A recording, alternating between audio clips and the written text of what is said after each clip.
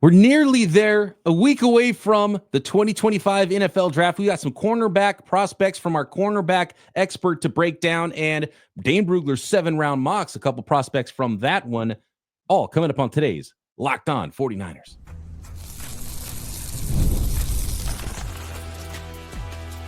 You are Locked On 49ers, your daily San Francisco 49ers podcast, part of the Locked On Podcast Network, your team every day.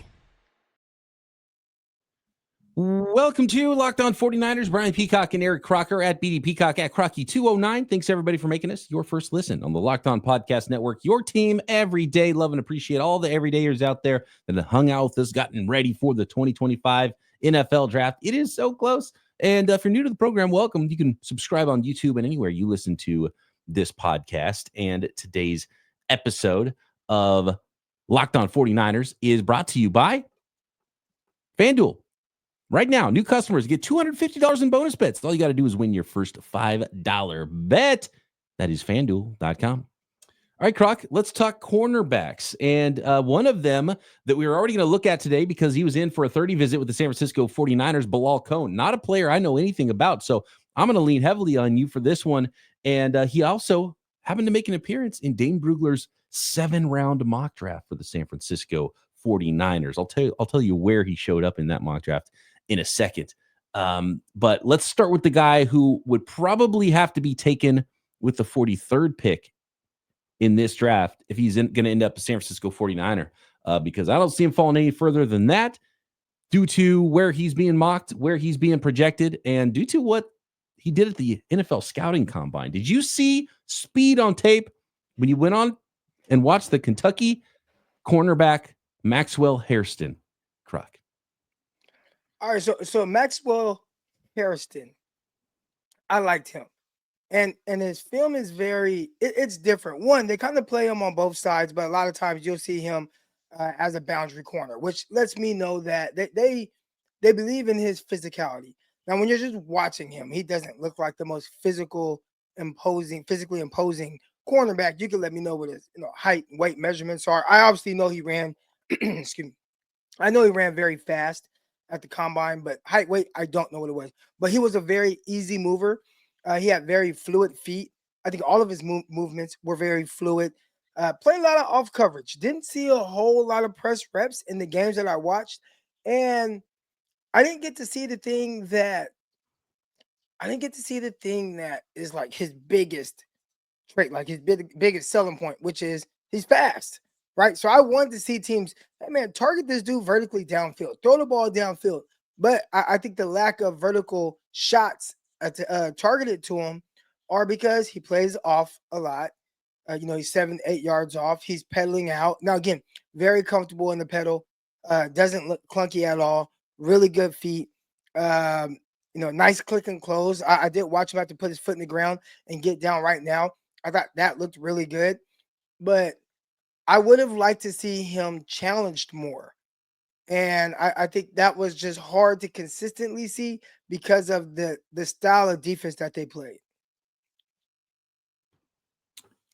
So Maxwell Hairston at the scouting combine, 5'11 and a quarter, 183 pounds, and ran a 4.28 40-yard dash with a scorching 1.53 10-yard split, 39.5-inch vertical jump, 10.9 broad jump as well. So really good combine, and he was skyrocketing up boards post-combine. He's kind of stayed there in that late round 1, early round 2 area. In most mock drafts that I see, he's the number 4 ranked cornerback, according to Dane Brugler. I want to mention his 7-round mock draft here in the Beast.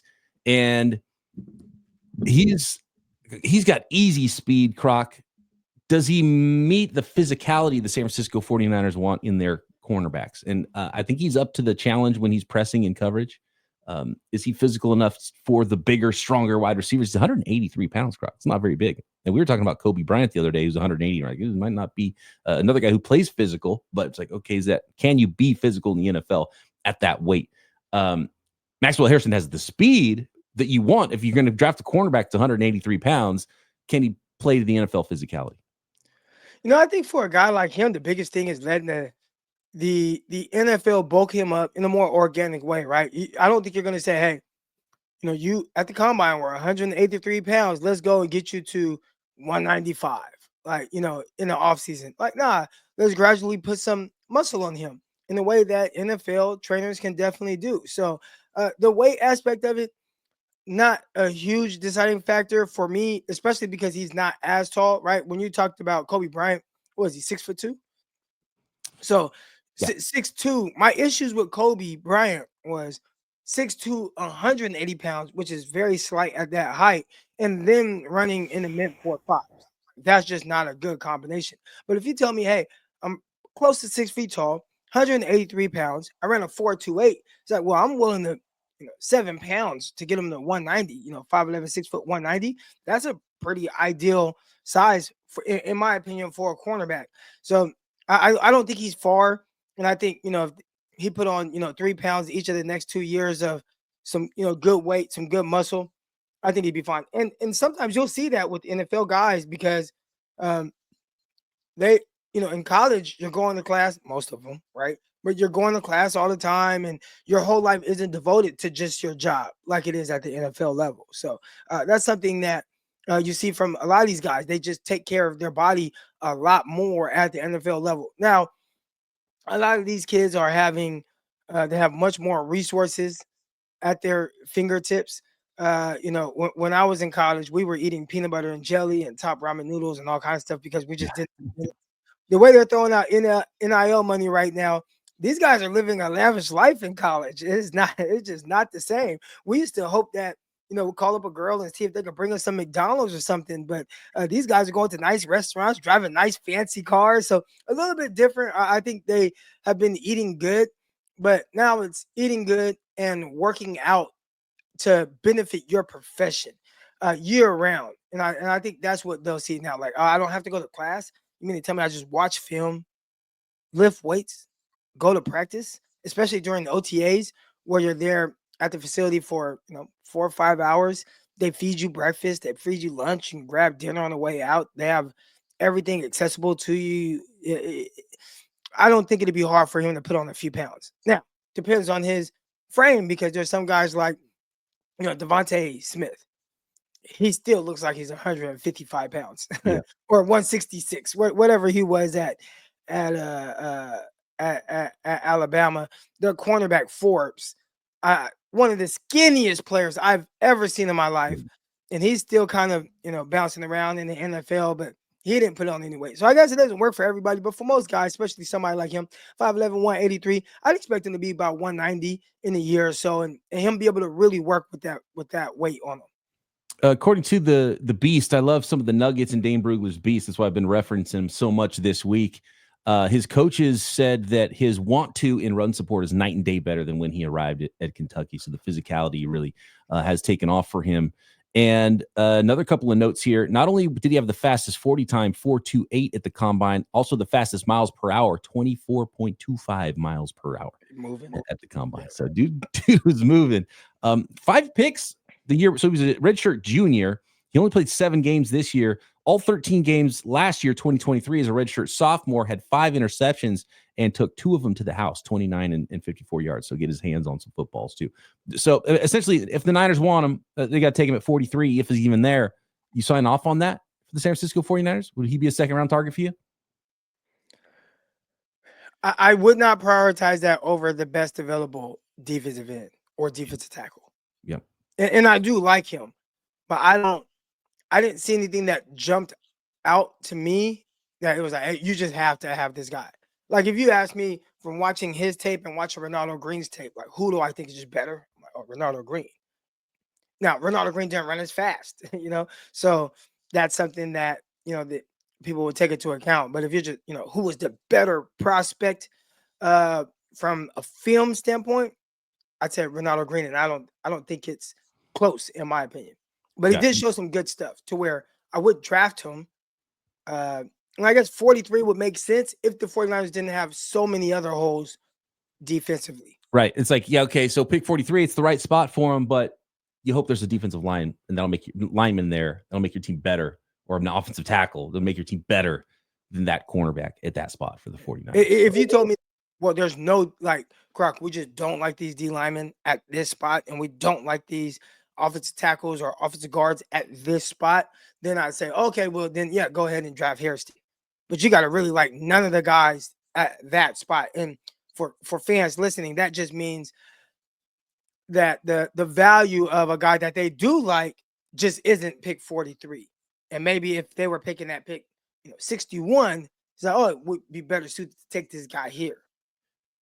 Up next, we got Jacob Parish, cornerback from Kansas State. Talked about him yesterday. He's one of John Chapman's favorite. Listen to that episode. And so let's see if he becomes one of Crocker's our guys.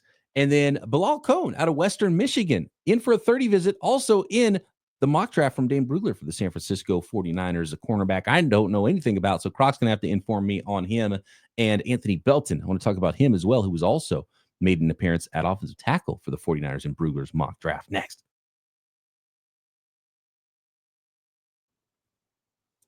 This episode of Locked On 49ers brought to you by Upwork. Scaling your business requires the right expertise at the right time. With Upwork, you can find specialized freelancers in marketing, development, design, and more, experts ready to help you take your business to the next level. And here's the awesome part about the flexibility that Upwork can give a business. Connects you to the top freelance talent across multiple industries, including IT, AI, web development, and marketing. Whether you need extra hands for a project or a long-term partner, Upwork makes hiring simple and affordable.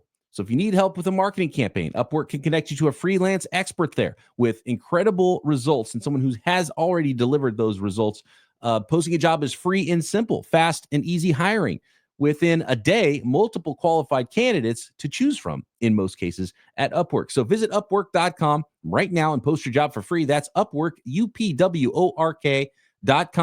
Upwork.com to connect with top talent and grow your business today.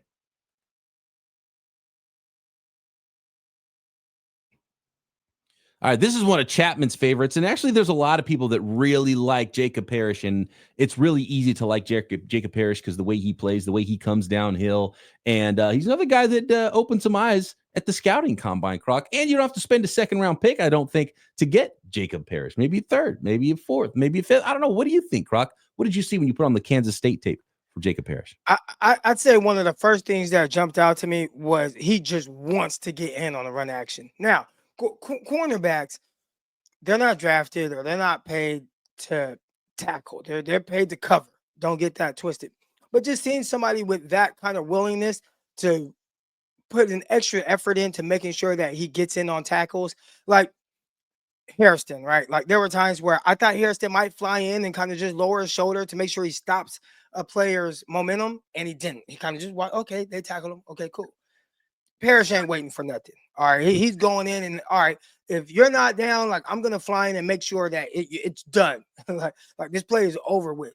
So he did that consistently. There were times where he was fighting off blocks and he'd dive with one arm out and trip a guy up, right? So maybe the guy still went for 8 yards, but maybe it would have been a bigger carry if not for his effort. And I learned a lot about that from the San Jose State coaching clinic. They talked about offensive explosive plays, run plays of 10 plus yards. That's an explosive run play. Pass plays of 15 plus yards. That's an explosive passing play. So when you have a guy that's eliminating an explosive play on the ground, like that factors into what San Jose State feels like goes into winning. So he's eliminating some of the explosive plays in that way. He was a confident corner. Like it was fun, like watching him kind of jaw back and forth with some of the guys, get in their face. He does not lack any type of confidence. I thought he was really good in press. He was very comfortable in press. And he doesn't, like watching him, it doesn't look like he's like the most explosive or fastest guy. It looks like he kind of has a little bit of size to him. Not like super tall. Like if I had to guess, look like 6'205" or something like that. All right. For Parish? Yeah, Parish. He plays 6 foot. He's not. I'll tell you in a second how big he is. All right. But the one thing that I would have liked him be better at, and this popped up on film over and over and over again. Like it wasn't just one game or 2 games or 3 games or 1 or 2, 3 times over those games. Probably I saw about, I don't know, 5, 6 times, something like that. But he was just giving up comeback routes, like curls, like just the 12 yards back to 10, and he's there. And I like that. Like he's challenging guys at the catch point, or he's close to the guys at the catch point. It's not like he's just sagging off and playing super soft, but he'd be impressed and they just work back to the ball and they're catching the ball. And I just noted questions. I said, is he not anticipating? Is it a lack of, feet or twitch? Like what is it that he continues to give like this specific route up? Because he didn't give up anything else. I watched him work in the slot and I watched him, guys run, slot fades on him and he turn in and be there to break up a pass. I watched him run across the field with guys, and I thought he did that well. So not sure what to make of the comeback routes, and maybe that could be something that he's just taught be more aggressive at the top of the route. But ultimately, I saw a guy who was very comfortable and press, did a really good job of staying square, and was very patient, and definitely could be involved in the run game. So I'm excited to know kind of what some of his measurements were, his height, weight, his speed, what they say. It's interesting you brought up the comebacks thing. So for me, I think I think you could see the speed he has right away on tape. The question I would have for a guy who probably projects to be somebody who could play outside, but would likely play a lot in the slot, especially with the way he triggers downhill. You see how fast he gets there when he triggers downhill in the run game. Love that. I've seen him turn and run, and he's got the top speed, and you can see that. The question I have about him is his short area quickness, especially if you're going to be asked to cover guys with a 2-weight go in the slot, right? And so that's maybe one of the reasons why he did give up some of those catches. He's actually, and look, he plays with physicality, 5'9" and 7/8, Croc. So just a hair under 5'10", but 191 at that height. So, he brings some size, and he's got that sprinter's build too. And he was a former sprinter in high school. And this is kind of the problem with the track guys. When they transition to the NFL, they've got that stride, and it's great for eating up ground and going in a straight line. It's not as good for going laterally. And I see a little bit of that. And it was the one thing we talked off the air. I said, man, Jacob Parrish, I can't wait to hear what you say about him, because there's one thing that bothers me, and he's so close, because you love the physicality. His size is fine in the slot, can play a little bit outside too. He's got speed. The way he defends the run, the way he plays is why everyone likes him. He's not afraid to get his nose in there and tackle. And when you're watching cornerback prospects, that's not always something you see. But his lateral agility, that worries me about a corner in the slot. And so might be a little rich in the early third round area for me. But when you start talking about pick 100, 113, maybe early fourth round, I would be pretty in on Jacob Parrish just because of the way he plays. And I bet he's awesome on special teams right away because of how physical he is and how fast he is. By the way, so 5'9" and 7/8. Croc, real quick, here's his combine. 5'9" and 7/8, 191 pounds. He was 2 pounds heavier, 193 at his pro day. 4.35 40, 154 10-yard split, both scorching fast, 37.5-inch vertical, 10.9 broad jump, and at his pro day, he did 16 bench press reps. No short shuttle and 3-cone, and I'm not surprised he didn't run those. And he didn't do it at the combine or his pro day? No. See, now that's a little worse, because he, at least to us, what it's looking like is he profiles a little bit more as a nickel. Now, that's not to say he can't play outside, because there's another cornerback that came from his school who lacked that vertical height, right? DJ Reed, who, 5'9", probably close to similar weight, similar kind of stature. And DJ Reed was a guy who the 49ers kind of forced to say, oh, well, you're a nickel or you're a safety. And he's like, I could play outside. He goes to the Seattle Seahawks, plays outside, earns big money contract with the Jets, turns around, earns another big money contract with the Detroit Lions. So, I don't want to say what he is or what he isn't, because he looks like an outside corner just watching him. And I think that may just be what he ends up having to play. But the physicality in his game, the speed, you would like to see if he could play nickel. I bet somebody's going to try him at nickel. I didn't put that connection together at all for Kansas State. That's a really interesting one. A guy where you're like, okay, project him inside, but maybe he would be still better outside. Yeah. I like that. I like that a lot. Next, let's talk Brugler's 7th-round mock. 2 prospects that were in that mock draft, including one cornerback, Bilhal Kone, offensive tackle, Anthony Belton. Next. This episode of Locked On 49ers brought to you by Amazon Fire TV. Did you know that your Fire TV can also be an Xbox? It is also an Xbox. Turn any TV into your gaming and entertainment hub with Fire TV Stick 4K devices. No console required. Just grab your paired controller, subscribe or sign in to Xbox Game Pass Ultimate with EA Play included, and you're ready to play. Dive into hundreds of premium titles. EA Sports, College Football 25, Call of Duty Black Ops 6, and more. As easy as you stream your favorite shows. It's gaming made simple, and it's all on your Fire TV. I'm talking about your favorite shows and endless streaming. With 4K streaming, watch more than 1.5 million movies and TV episodes from your favorite subscribed services like Netflix, Prime Video, Disney Plus, Max, and more.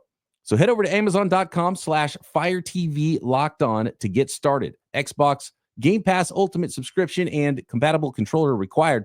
Available on select devices, including Fire TV Stick 4K, Fire TV Stick 4K Max, and Fire TV Cube. That is Amazon.com/Fire TV Locked On. All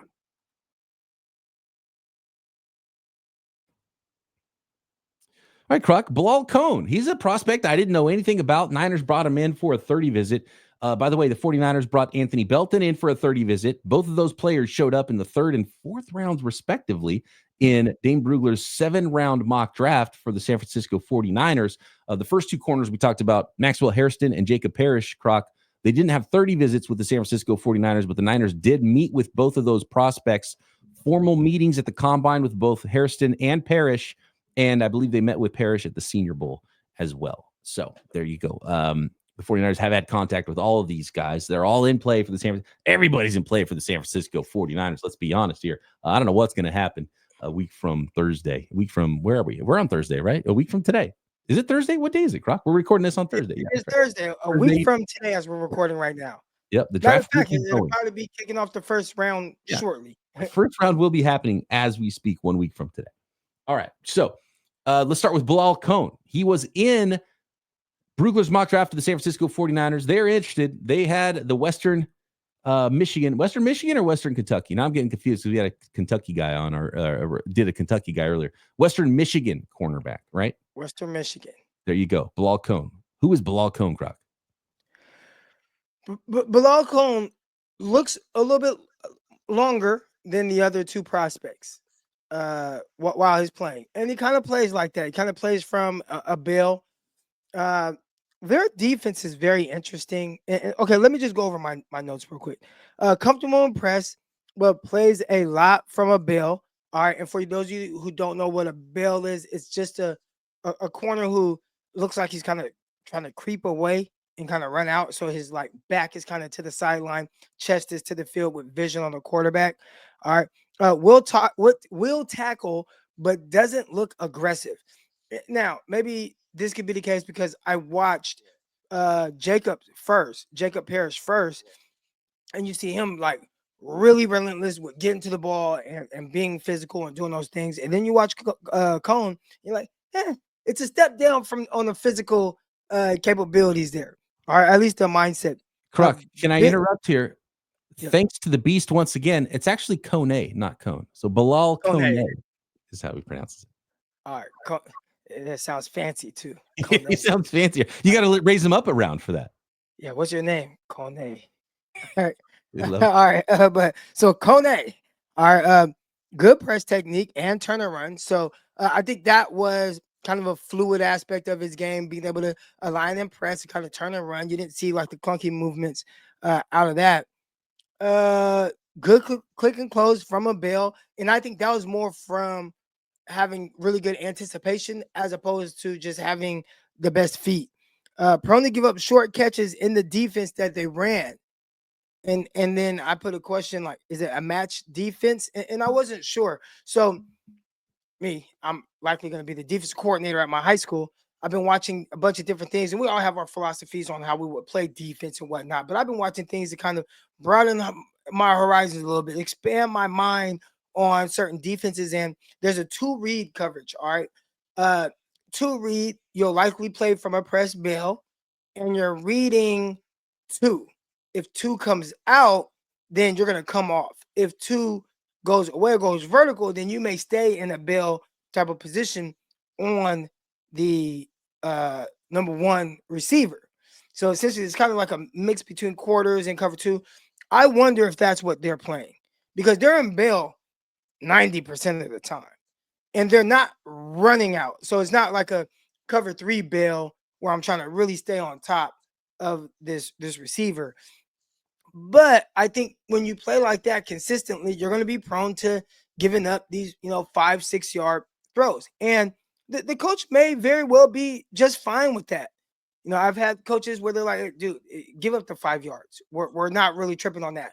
Me personally, I want everything. Hey, take that 5 yards away, take the go route away, take everything away, right? Like be more aggressive. But maybe the coach is like, hey, Kone, that's not that big of an issue for us if you give this 5 yard catch. So he was prone to give that up. And I think it had more to do with the defense than if I were to say, hey, you're going to play press man and we're not giving none of that up. I think he could have been a little bit more aggressive. It was just hard to consistently see that because of the style of defense that they played. So there really wasn't a lot of different stuff to their film. Like Jacob Parrish, you could see a lot of different things. You see him outside, you see him inside the slot, you see him running with certain things, you see him physical against the run. Hairston, a lot more off coverage, but you see like just the feet, the fluidity, the click and close, the speed. Like you could see those on how he closed on certain routes. With Kone, it was just all like press bail and a little soft on underneath stuff. But he was a longer athlete, and he does look like someone that I did like a little bit more impressed. So, I mean, do you have his measurables and maybe how he did at the combine? Yeah, I do. And it's interesting you say that about him because I wonder if that's the aspect of his game that the 49ers wanted to bring him in for, right? On his 30 visit. Get to know a guy a little better that went to a smaller school, but maybe they wanted to ask him about coverages. Like, you did all this. Like, do you know about these? Can you play these coverages? Talk to me about this. Talk to me about that. So that would be one angle of why the 49ers want to learn more about Kone when they brought him in. It's pretty prototype, Croc, at the combine. 6'1", 190 pounds. He has 31-inch arm length. Longer at the pro day, just like everybody else. Is 31 and 5/8 at the pro day, so just short of 32-inch arm length. So 6'1", 190, 31 and 5/8 arms. That's pretty prototype for an outside cornerback. He ran 4.43 Croc with a 1.55 10-yard split. Only a 31-inch vertical, which look, you can dunk at 6'1", 31-inch vertical. But at his pro day, he did it again 35 inches, so improved almost 4 inches on his vertical jump at his pro day. Didn't do the agilities at the combine, but his pro day did do the agility, short shuttle, 4.37 and 3-cone, 6.89, which are solid, not spectacular, but good numbers for a cornerback. 6.89 is really good. Anything sub 7 for the most part is all right. 6.89. You'll see 6'9", corners sub 7 a little bit more often, but yeah, it's still a solid number there for so like good athleticism, height, weight, speed. That all checks for Bilhal Kone. Absolutely. Yeah, so he's somebody that probably and where are they projecting he goes? So Brugler in the Beast had him going to the Niners in that late 4th round area. He's 4th, 5th round grade is what the grade is here. 5th year senior. And here's one interesting thing. He had 70 tackles, which is top 4, I believe, in the country as a cornerback. 70 tackles, which is okay. Maybe he's good against the run, willing tackler, but it's also like, why is a cornerback making so many tackles? Guys are making catches on him all the time. Well, I say he's giving up kind of these short catches and he's coming to make tackles. He was involved. Like that was one of my first notes, right?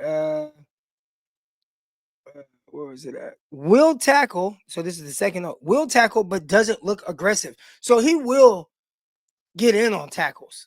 And I saw that show up consistently. It just didn't look like the most aggressive tackles. And that's fine. Like, again, you are not paid to tackle at the NFL level. You are paid to cover. So if he can cover, that's great. And tackle the way he tackles, they'll take it. Just don't half-ass your effort, which I didn't see a lack of that. It just looked like, oh, I kind of have to tackle, so let me go and get in on this tackle, as opposed to I'm trying to, take somebody's head off. Yeah. How do you feel about like Parish versus Kone versus like Kobe Bryant, who we watched recently, the Niners had in for a visit, Quincy Riley, who the 49ers had in for a visit? Could you do a quick rank of those guys as you like them? Ooh, okay. I'm trying to do it all in my head right now. I It depends on the style, right? Like, Right. no, me, I'm just a press man guy for real.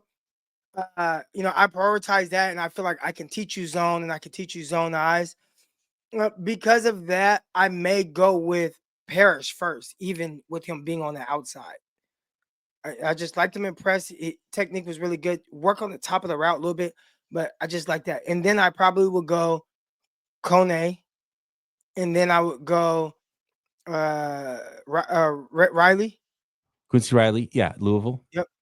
And then Kobe Bryant. Yeah. I knew you were going to put Kobe Bryant last. I could tell you didn't like him all that much when we did him a few days ago. So And Hairston is kind of if you go back to the 2019 draft, I have ranked, my top 3 receivers that I ranked. All right, I'm not gonna list all 5, the top 5, because 4 and 5, that was terrible. But 1, 2, and 3, all right.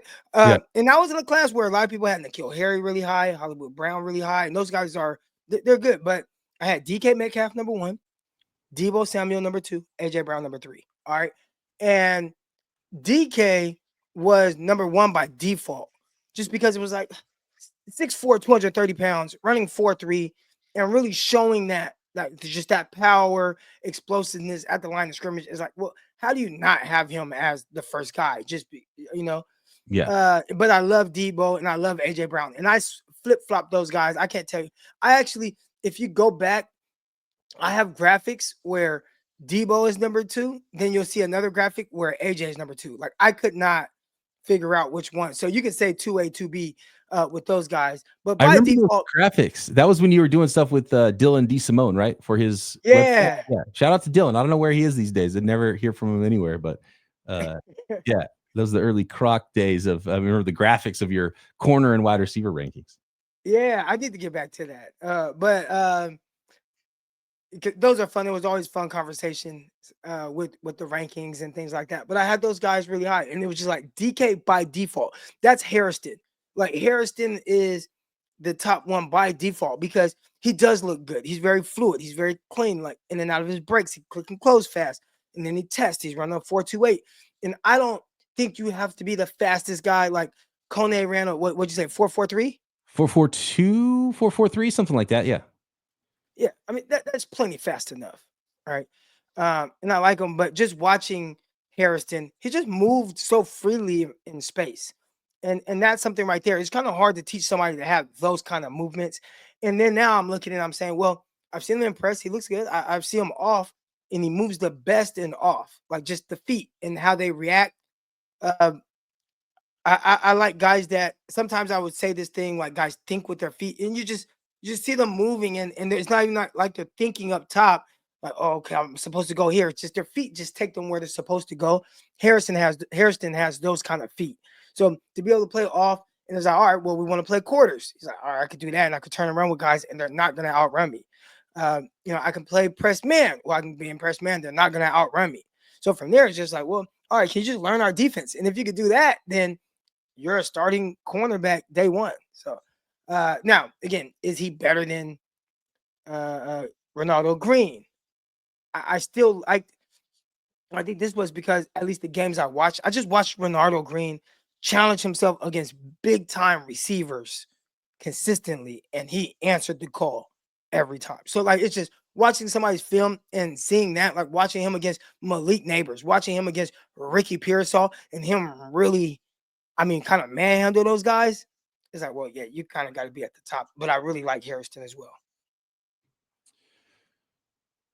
We'll find out. I know the Niners are looking at corners. Will it be round 1? Will it be round 2? Will he find one of these gems in the middle rounds of the 2025 NFL draft? I have my ideas about what the 49ers strategy is. And I think if you go by what those meetings have been, I think we can kind of tell some things. I wanted to talk more about Anthony Belton. We'll talk about him, Arianti Ursary, a couple of late reported meetings for the San Francisco 49ers, really big offensive tackles. Might be a clue about what the plans are for the San Francisco 49ers early in the 2025 NFL draft. More on that next time. Make sure you tune in and subscribe on YouTube and everywhere you get your podcast. Croc and I back on Sunday night here on YouTube on Monday morning, draft week, right here. Locked On 49ers.